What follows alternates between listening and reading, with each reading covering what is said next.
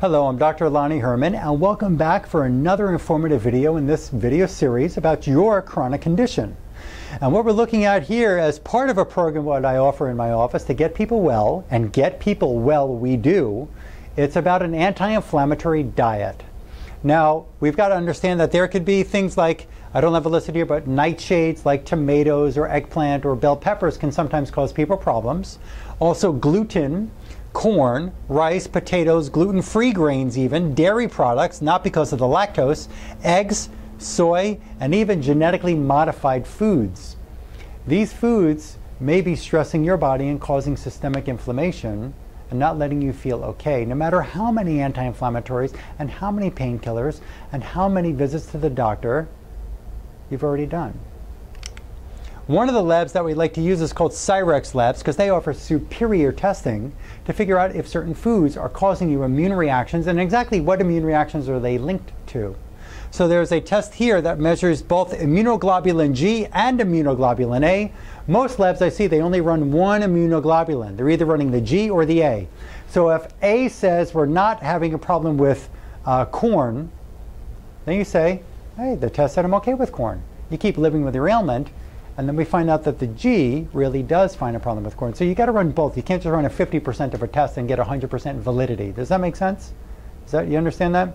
You've got to run the G and the A to make sure that we know 100% of the picture caused by something going on in the body. So there's 24 different findings that can come up in your body from gluten. Most patients that I've seen who come into my practice, they say, my doctor already tested me for gluten, Dr. Herman, and I don't have a problem with that. I don't even want to see another lab. And I say, but let me see the lab that you had done. And I look at that lab, whether it was a blood or a stool test, they're only running one gluten marker. The lab didn't even have available to it to run for the patient the other 23 that have been discovered.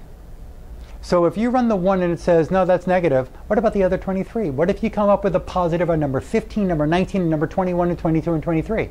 Or just number 18 comes up positive, even that.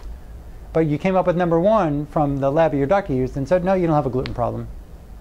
There's other available tests out there, people. You've got to know that you don't need to suffer anymore. So an anti-inflammatory diet we do have to do, and you can learn how to live without certain foods. I know it seems difficult at first.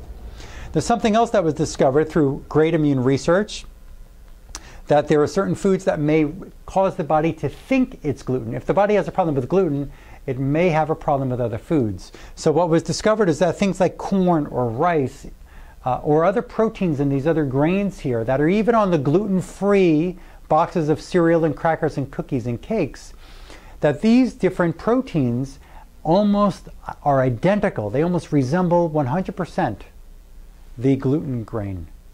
So when it goes in the body, if the body's so ramped up from all the stress that it has, and it's got a problem with gluten, it may have a problem with these others because it almost looks identical. Does that make sense?